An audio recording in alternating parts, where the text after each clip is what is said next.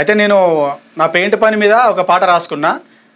ఇల్లుకు paint వేస్తే ఎలా ఉంటుంది, పాతగైన ఇల్లు కూడా కళ ఉంటుంది, పాతగా అయిపోయిన ఇల్లు కూడా పెయింట్ వేయగానే కొత్త మెరుపులు వచ్చేస్తుంది, కళకళలాడుతుంటుంది. కాబట్టి వాటి మీద ఒక పాట రాసుకున్నా, అది కూడా పాడతాను మీ ముందర. పాడు.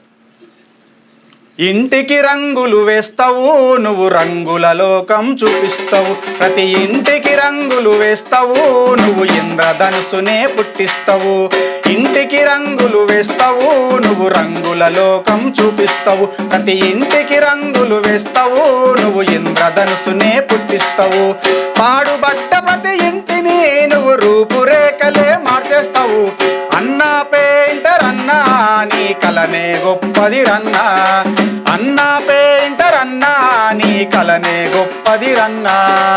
ఇంటికి రంగులు వేస్తావు నువ్వు, రంగుల లోకం చూపిస్తావు. ప్రతి ఇంటికి రంగులు వేస్తావు నువ్వు, ఇంద్రధనుసునే పుట్టిస్తావు. చాలా బాగుందయ్యా.